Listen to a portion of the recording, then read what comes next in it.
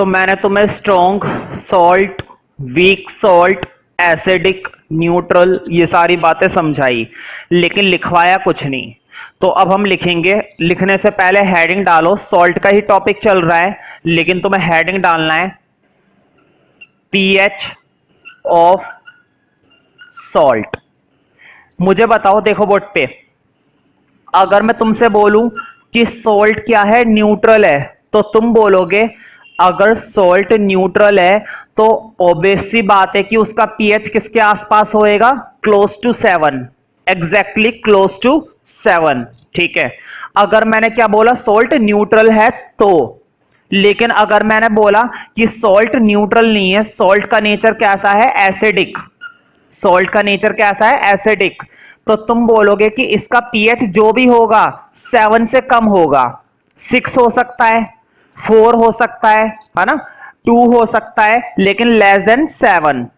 अगर मैं कहता हूं कि सॉल्ट का नेचर कैसा है, बेसिक, तो बेसिक नेचर के लिए तुम क्या बोलोगे कि सॉल्ट से वो 7 से क्या होगा, ज्यादा। 8 हो सकता है, 10 हो सकता है ना, 13 हो सकता है। तो कुल मिलाकर 3 तरह का नेचर होता है पीएच में, less than 7, equal to 7, more than 7। लिखो फर्स्ट पॉइंट, पीएच का हेडिंग डाल दो, लिखो नंबर 1 पॉइंट। देखो बोर्ड पे, तुम्हें मालूम है ना, अगर तुम्हें क्या बनाना है, सॉल्ट बनाना है, अगर तुम क्या बनाना चाहते हो, सॉल्ट, तो देखो सॉल्ट के लिए तुम्हारे पास क्या क्या होना चाहिए, एसिड होना चाहिए, और क्या क्या होना चाहिए, बेस। सॉल्ट बनाने के लिए तुम्हारे पास एसिड होना चाहिए और बेस होना चाहिए। माना कि तुमने दोनों के दोनों क्या ले लिए, स्ट्रॉन्ग ले लिए। एसिड भी क्या है, स्ट्रॉन्ग है, और बेस भी क्या है, स्ट्रॉन्ग है। मैं ये बात मानकर चल रहा हूं, मैंने सारी चीजें समझा दी थी तुम्हें। एसिड भी स्ट्रॉन्ग, बेस भी स्ट्रॉन्ग, तो बनने वाला जो सॉल्ट होएगा, बनने वाला जो सॉल्ट होएगा वो कैसा हो जाएगा, न्यूट्रल, क्योंकि जितने हाइड्रोजन आयन यहां पर है उतने ही हाइड्रोक्साइड आयन यहां पर है, और वो दोनों एक दूसरे को क्या बना देंगे, न्यूट्रलाइज कर देंगे। ठीक है। कुल मिलाकर मैंने लास्ट क्लास में सारी बातें समझा दी हैं, तो अब लिखेंगे सीधा, अब मैं दोबारा नहीं समझा रहा सारी चीजें। लिखो फर्स्ट पॉइंट में, salt of strong acid and strong base, salt of strong acid and strong base are neutral। ऐसे सॉल्ट क्या होते हैं, न्यूट्रल होते हैं। Salt of strong acid and strong base are neutral, are neutral. ऐसे salt हमारे neutral होते हैं, are neutral, with pH value, with pH value close to 7, exactly 7 तो नहीं कह रहा, लेकिन close to 7, 6.9, 6.8 है ना, close to 7, with pH value close to 7, pH value close to 7, pH value close to 7। अब एक लाइन छोड़कर एग्जाम्पल लिखना। देखो, तुम्हारे पास HCl है, तुम्हें यह मालूम है एसिड होता है, कौन सा एसिड, स्ट्रॉन्ग एसिड। लिखो नीचे, स्ट्रॉन्ग एसिड। ठीक है, एसिड तो तुमने स्ट्रॉन्ग ले लिया, बेस भी स्ट्रॉन्ग लेना है।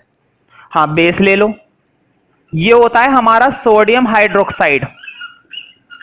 क्या होता है, सोडियम हाइड्रोक्साइड। इसको साबुन भी कहते हैं, कितनी बार बता दिया मैंने, क्या बोलते हैं, साबुन। लेकिन ये हमारा क्या होता है, बेस। कौन सा बेस, स्ट्रॉन्ग बेस। तो लिखो नीचे,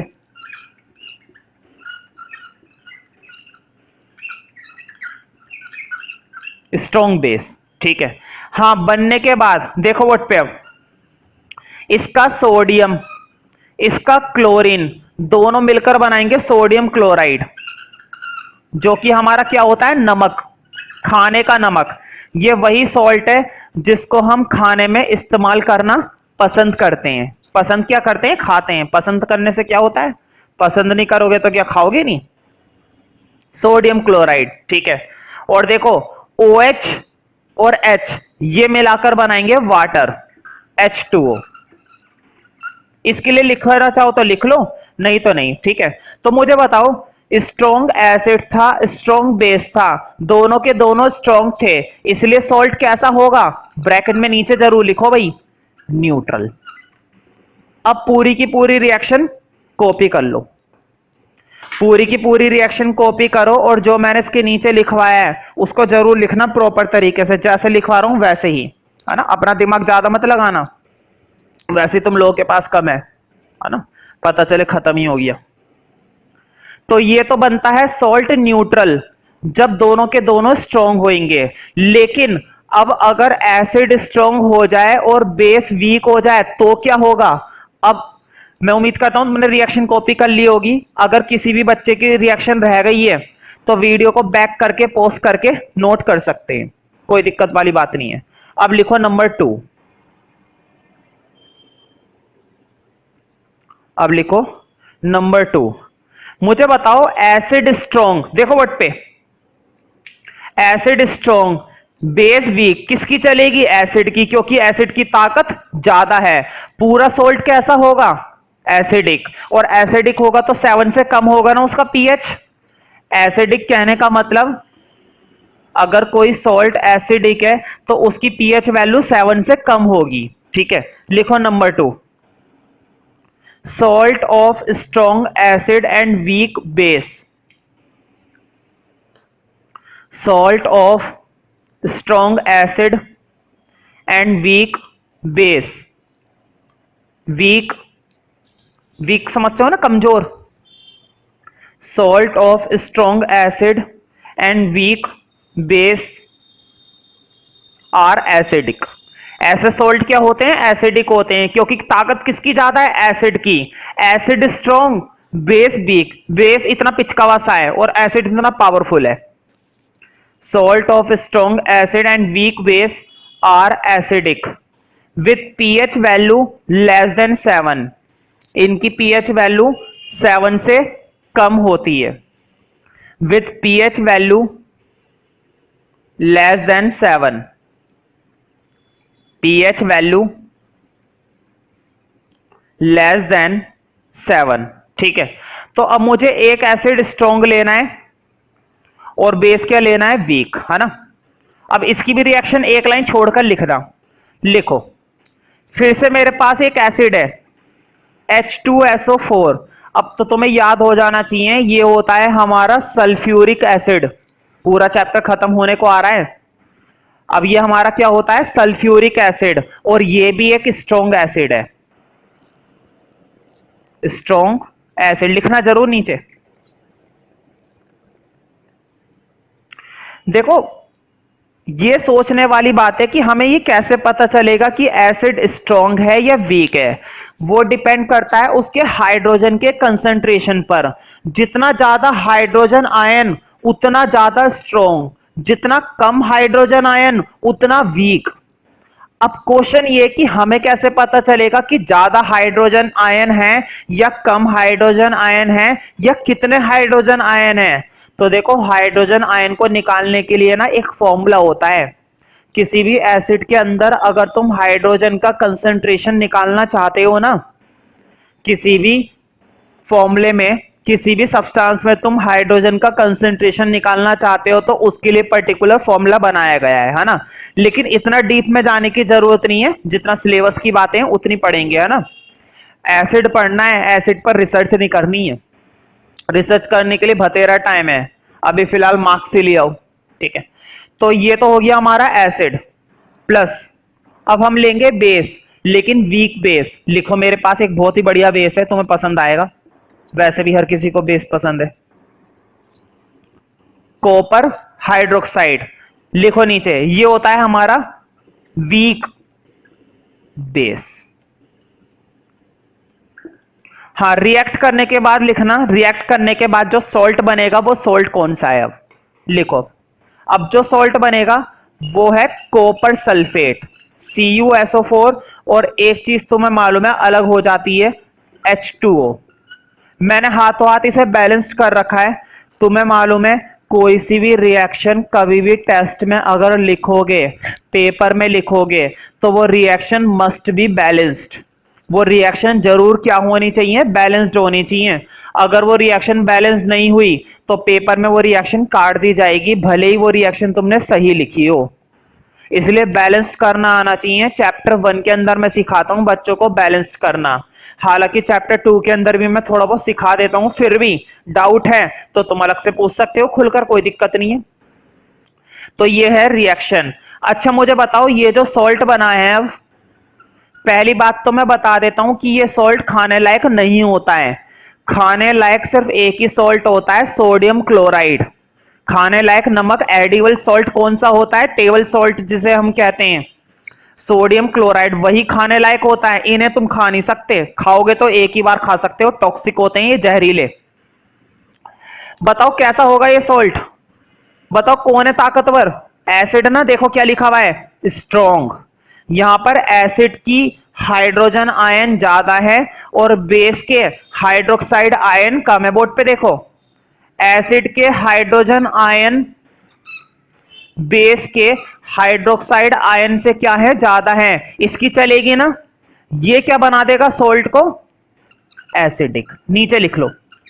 और एसिडिक का मतलब पीएच वैल्यू क्या होगी, पीएच वैल्यू होगी लेस देन 7। यहां पर पीएच की वैल्यू क्या होगी, लेस देन 7। क्यों, क्योंकि एसिडिक के अंदर 7 से कम होती है पीएच वैल्यू।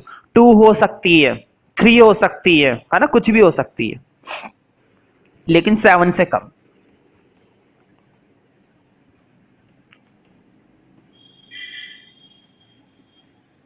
अब लिखो number 3।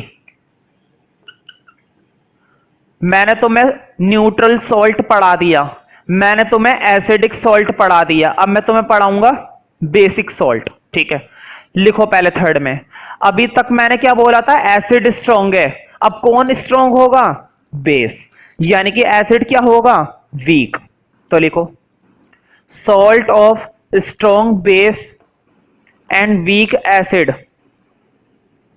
salt of strong base, strong base and weak acid and weak acid are basic। ऐसे सॉल्ट क्या होते हैं, बेसिक होते हैं, क्योंकि किसकी चलेगी, अब बेस की चलेगी। Salt of strong base and weak acid are basic with pH value. और अब पीएच वैल्यू 7 से कम नहीं होगी, अब पीएच वैल्यू 7 से ज्यादा हो जाएगी। With pH value more than 7, with pH value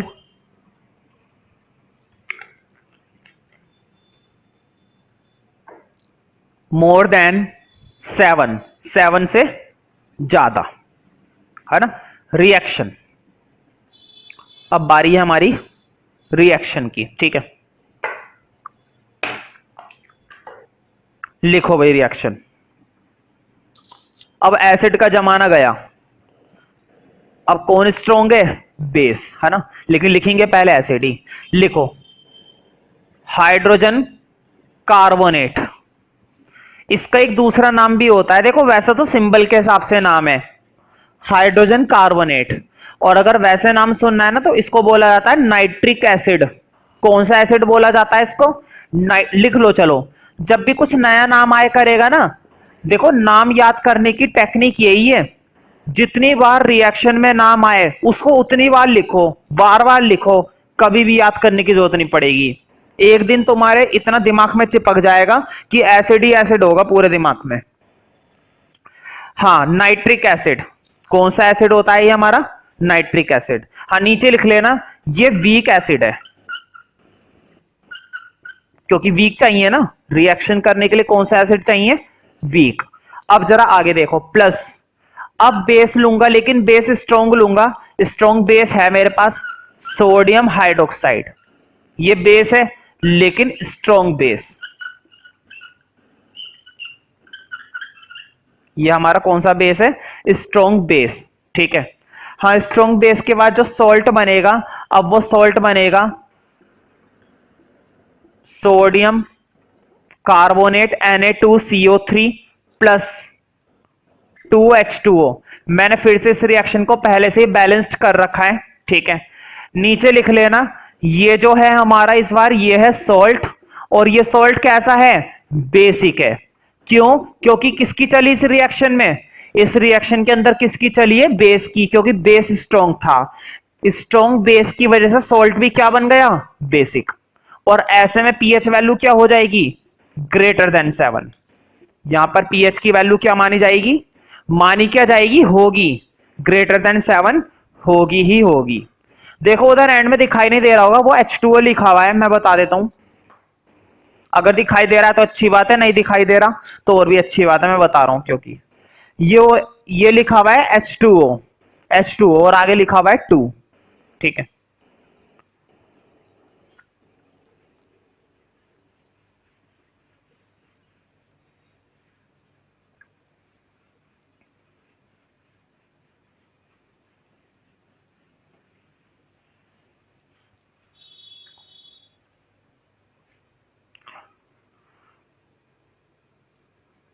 तो देखो अभी तक हमने सॉल्ट के बारे में टॉपिक्स पढ़े। पीएच का टॉपिक पढ़ा सॉल्ट के लिए कि सॉल्ट भी एसिडिक होते हैं, सॉल्ट भी न्यूट्रल होते हैं और सॉल्ट भी बेसिक होते हैं।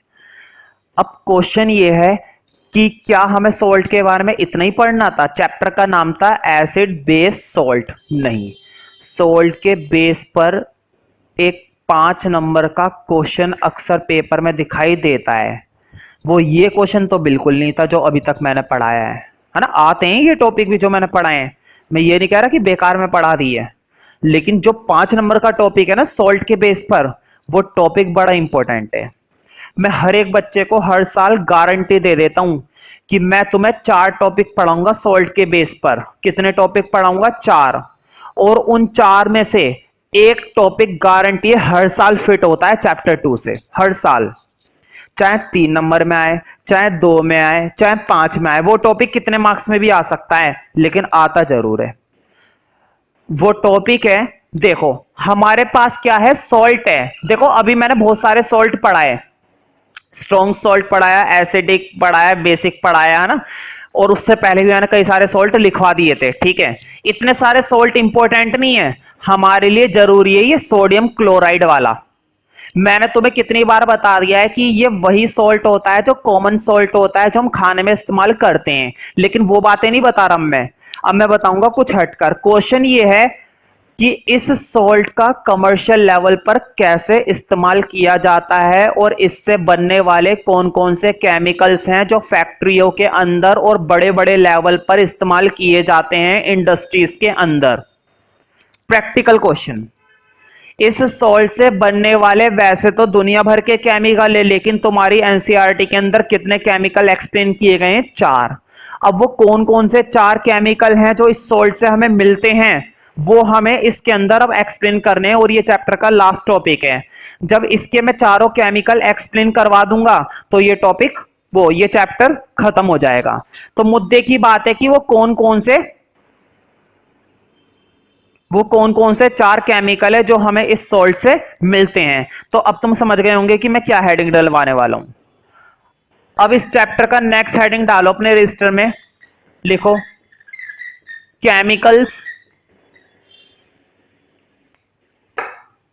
Chemicals from common salt. Chemicals from common salt. Common salt बोलो, ठीक है, और ब्रैकेट में लिख लेना सोडियम क्लोराइड। अब तो याद हो जाना चाहिए ये कॉमन सॉल्ट होता है हमारा।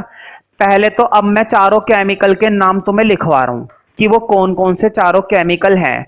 पहले चारों केमिकल के नाम लिखवा रहा हूं एक साथ, फिर चारों में से एक एक करके मैं एक्सप्लेन करता चला जाऊंगा। और यकीन मानो हर एक केमिकल का अपना एक वजूद है, और हर एक केमिकल 5 नंबर में भी सेपरेट आ जाता है कई बार। फॉर एग्जांपल अभी एक केमिकल आएगा वॉशिंग सोडा, तो पेपर में डायरेक्ट आ चुका है वॉशिंग सोडा को कैसे मैन्युफैक्चर किया जाता है? सोडियम क्लोराइड से।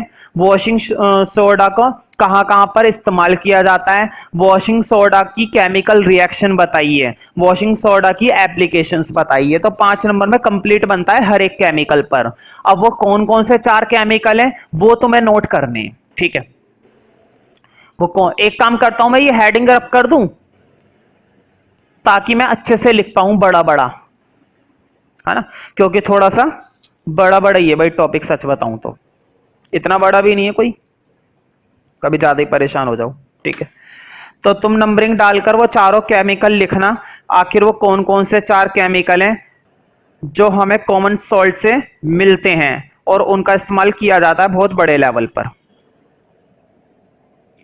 कितने लेवल पर इस्तेमाल किया जाता है? बड़े लेवल पर। लिखो अब एक एक करके वो केमिकल्स, ठीक है? पहले मैं चारों लिखवा रहा हूं, फिर एक्सप्लेन करेंगे, है ना? लिखो कैपिटल ए, पहला केमिकल है सोडियम हाइड्रोक्साइड। सिंबल भी लिखो, मालूम है ना, ये तो पढ़ रखा है, सोप होता है ना, ये कितनी बार बता दिया, साबुन होता है, ये पढ़ चुके हैं हम। लेकिन ये थोड़ी ना बताया था कैसे बनता है, कहां कहां पर इस्तेमाल होता है, समझ रहे हो ना, प्रोसेस क्या होता है, ये सब थोड़ी ना बताया। नाम आ रहा था बार बार और बार बार मैं बोलता था सोप है सोप है, तुमने सुना नहीं, ठीक है? लिखो इसका सिंबल, इसका सिंबल होता है NaOH, मालूम है ना, यही तो होता है इसका सिंबल NaOH, है ना? एक और नाम लिखो इसी का ही, इसी को क्या बोला जाता है? सोप। सारे नाम लिखने, सारे नाम, ठीक है? एक नाम और होता है, शायद तुमने घर में सुना होगा, कॉस्टिक सोडा। लिख लो, कोमल आके लिख लेना, सारे नाम लिख लो। कॉस्टिक सोडा, इसको कुछ लोग कास्टिक सोडा बोलते हैं, कास्टिक सोडा, है ना? कास्टिक नहीं पढ़ेंगे वैसे, इसको पढ़ेंगे कॉस्टिक सोडा, ना? बाकी तुम्हारे ऊपर है, तुम जैसे मर्जी पढ़ो, है ना? मुद्दे की बात है स्पेलिंग सही होनी चाहिए, लेकिन पढ़ो जैसे मर्जी, लेकिन लिखना ये स्पेलिंग, कभी अपनी मर्जी से कुछ भी लिख दो, है कि नहीं? तो क्या क्या नाम आ गए भाई, देखो एक ही चीज के कितने सारे नाम, मैंने जितने नाम हो सकते थे सारे नाम लिखवा दिए।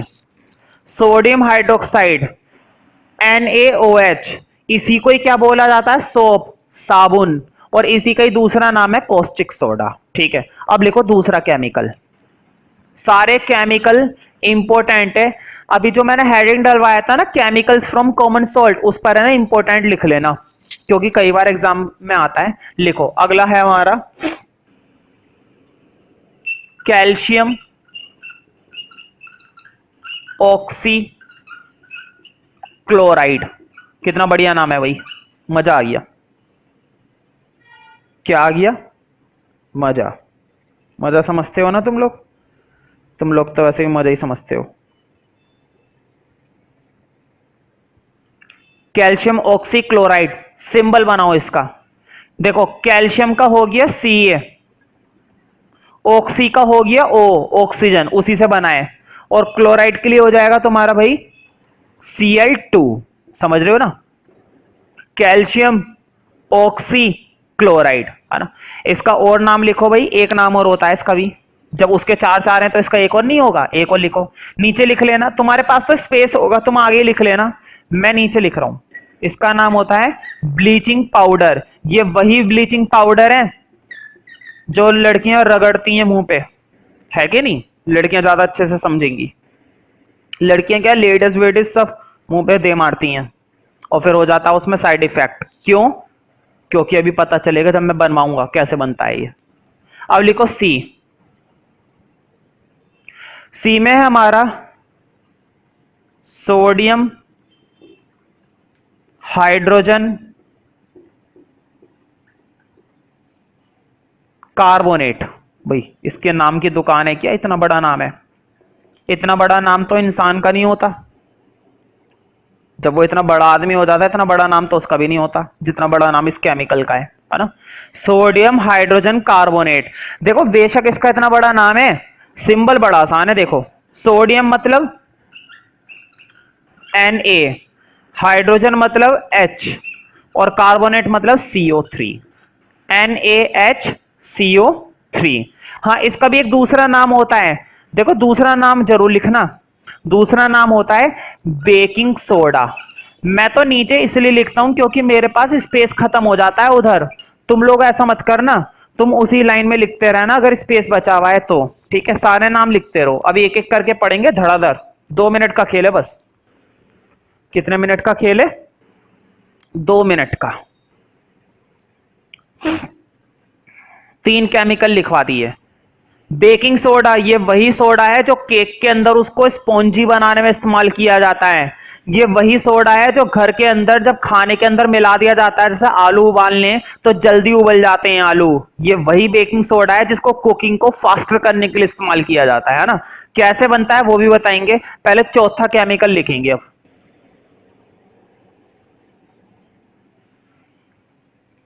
लिखो डी। आखिर डी में क्या है? हाँ, डी है हमारा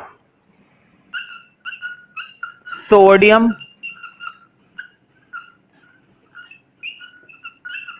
कार्बोनेट।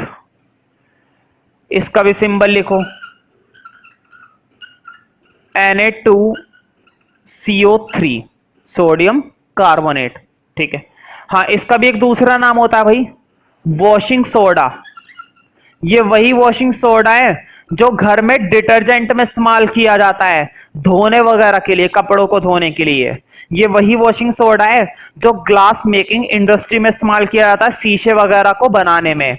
अब कैसे किया जाता है वो तो भाई मुझे भी नहीं मालूम, वो तो तुम फैक्ट्री में जाओ और घुस जाओ वहां पे जाके और मालूम करो फिर जाके, है ना। तो ये है हमारे 4 इंपॉर्टेंट केमिकल्स जो हमें किससे मिलते हैं? सॉल्ट से। पहला क्या लिखवाया था मैंने, जल्दी से देखकर बताओ। पहला फर्स्ट वन क्या लिखवाया था? Soap, sodium hydroxide. सेकंड लिखवाया कैल्शियम ऑक्सीक्लोराइड। थर्ड लिखवाया सोडियम हाइड्रोजन कार्बोनेट। और चौथा लिखवाया, चौथा बोर्ड पे लिखा हुआ है भाई, सोडियम कार्बोनेट, ठीक है। तो ये 4 केमिकल पढ़ेंगे एक एक करके। तो शुरुआत करते हैं फर्स्ट केमिकल से जो कि हमारा है सोप, साबुन जिसे कहते हैं। साबुन होता है ना, नहाने में इस्तेमाल करते हैं, कभी नहाए होंगे तो पता होगा, है ना, हर किसी को नहीं पता होता। साफ लोगों की बात हो रही है, गंदे संदे लोगों की बात नहीं हो रही है कि नहीं।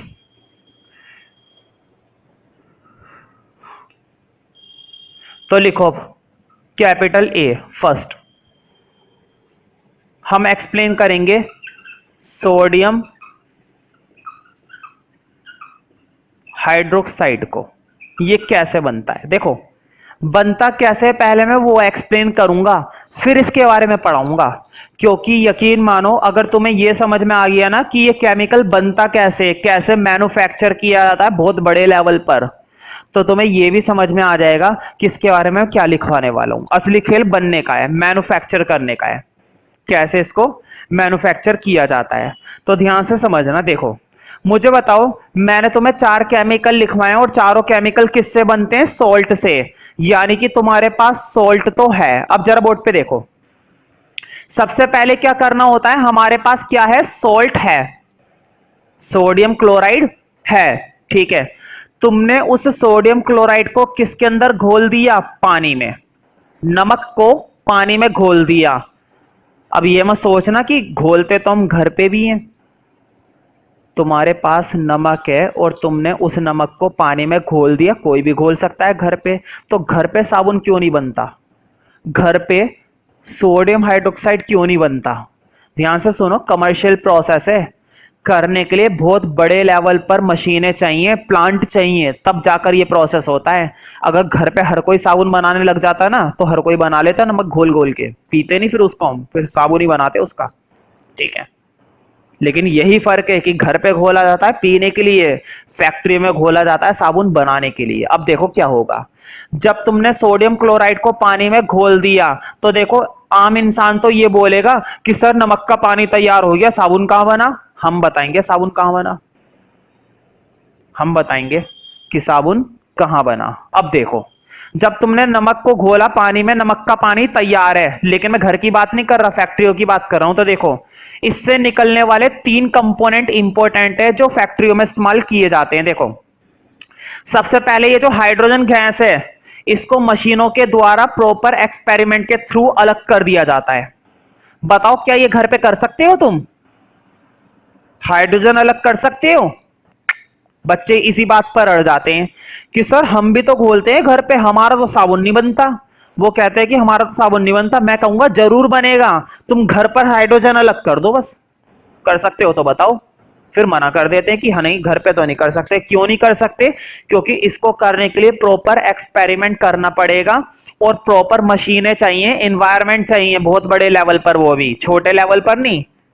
तब जाके तुम हाइड्रोजन गैस को अलग करोगे। और तो और, अब जो क्लोरीन है उसको भी अलग करना है। ध्यान से सुनो, उसके अंदर जो हाइड्रोजन प्रेजेंट है उसे अलग करना है, उस सब्सटेंस के अंदर जो क्लोरीन प्रेजेंट है उसे अलग करना है। हाइड्रोजन और क्लोरीन अलग हो गई, तब जाके तुम्हें मिलता है सोडियम हाइड्रोक्साइड। तब जाके क्या मिलता है तुम्हें? Sodium hydroxide. और यही तो होता है सोप। अब ये मत कहना कि चलो ठीक है घर पे जाकर करेंगे, देखेंगे आपकी बात में कितनी सच्चाई है। भाई मेरी बात में तो 100% सच्चाई है, लेकिन क्या तुम्हारे घर पे कभी ऐसी मशीन आई है जिससे हाइड्रोजन अलग कर सको? अगर आई है तो तुम्हें वाक्य में लगेगा कि मेरी बात में सच्चाई है, और अगर नई मशीन आई है तब भी लगेगा। क्योंकि मेरी एक बात पर यकीन करो, जब हम इसको घोलते हैं तो बनने वाली 2 गैसों को पहले क्या किया जाता है? अलग किया जाता है। गैसों को अलग करने के बाद जो सब्सटेंस तुम्हें मिलेगा लिक्विड फॉर्म में, वो लिक्विड फॉर्म में जो सब्सटेंस मिलता है झाग झाग के साथ, वो लिक्विड सब्सटेंस कहलाता है सोडियम हाइड्रोक्साइड। और फिर मशीनों से उसे और कंसंट्रेटेड करके सॉलिड फॉर्म में बदला जाता है। तब जाके तुम्हारे हाथ क्या लगता है? साबुन। और हाथ के बाद वो फिर पूरी बॉडी में लगता है ना। हाँ, अब इस रिएक्शन को बैलेंस्ड कर दो, इस रिएक्शन को बैलेंस्ड कर दो। चलो मैं तुम लोगों को सिखाता हूं बैलेंस्ड करना इसके अंदर, तुम भी क्या याद रखोगे। बोर्ड पे देखो, सोडियम कितने है नीचे? 1 ना। देखो, सोडियम के नीचे कुछ दिखाई दे रहा है, कुछ दिखाई नहीं दे रहा ना।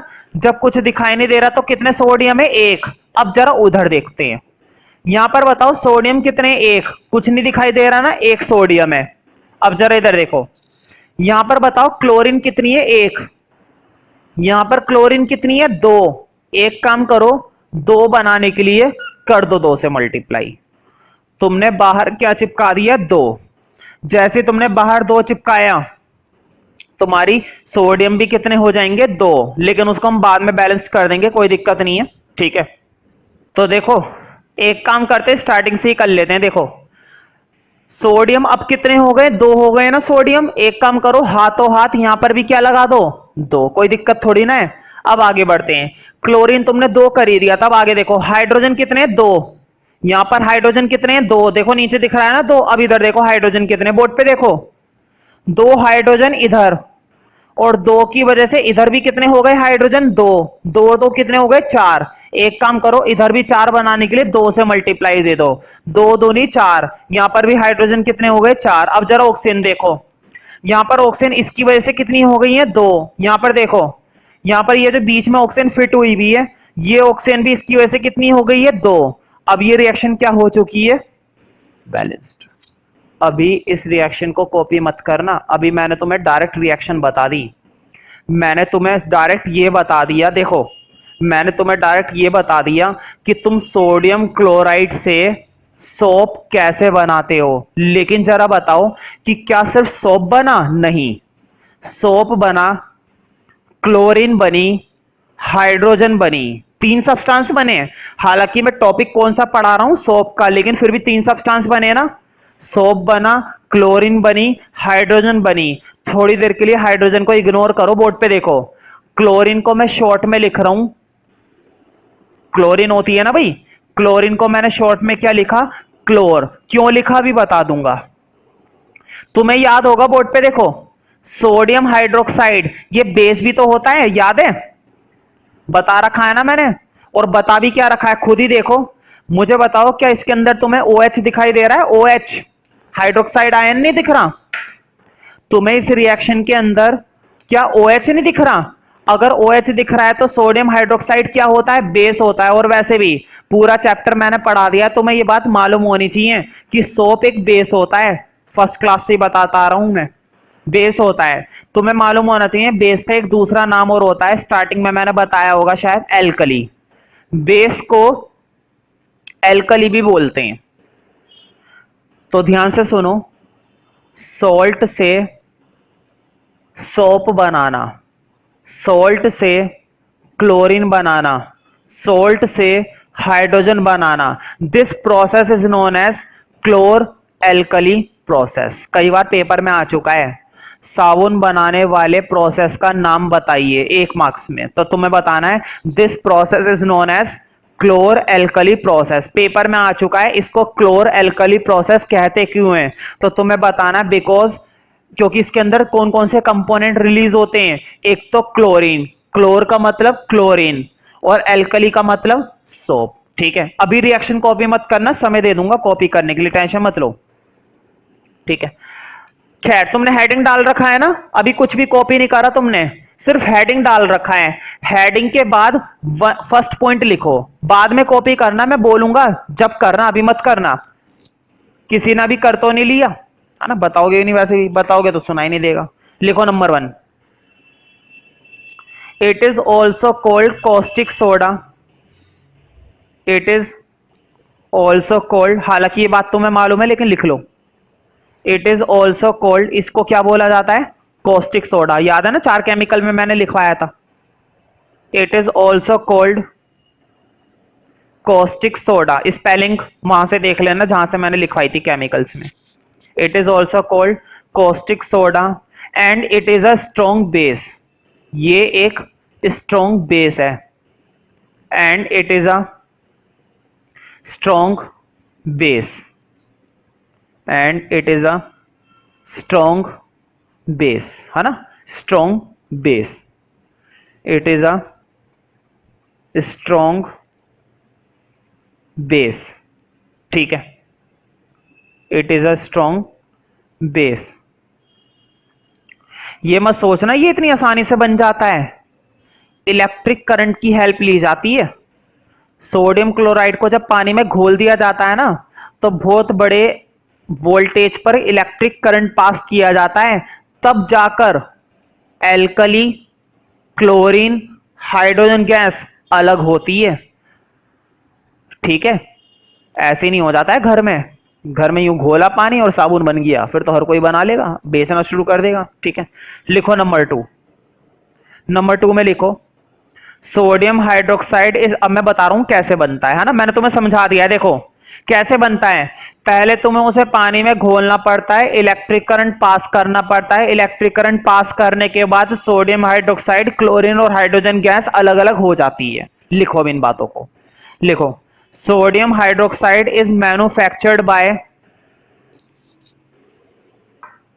इलेक्ट्रोलिसिस। इलेक्ट्रोलिसिस मतलब क्या पास करना पड़ता है? इलेक्ट्रिक करंट, मालूम है ना? ये बात चैप्टर 1 में भी आ चुकी है, इलेक्ट्रोलिसिस। मैंने ये प्रोसेस चैप्टर 1 में भी पढ़ाया था। Sodium hydroxide, sodium hydroxide is manufactured by electrolysis, manufactured by electrolysis of sodium chloride solution. पहले सोडियम क्लोराइड को पानी में घोला जाता है, इसलिए मैंने क्या बोला है? सॉल्यूशन। सॉल्यूशन मतलब घोल, नमक का घोल। उस नमक के घोल को किस में सप्लाई किया जाता है? बिजली में। Sodium hydroxide is manufactured by electrolysis of sodium chloride solution, sodium chloride solution, sodium chloride solution. ठीक है, हाँ फुल स्टॉप लगा दो। अब लिखो this process is called chlor alkali process. Board पे लिखा हुआ है क्लोर, ये रहा, क्लोर पहले लिखना है, एल्कली बाद में। This process is called chlor alkali process. क्यों? क्योंकि यही तो बन रहे हैं, chlor for chlorine, alkali for base.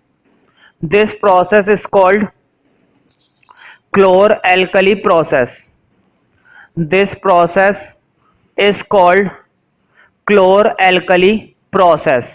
लिखो बिकॉज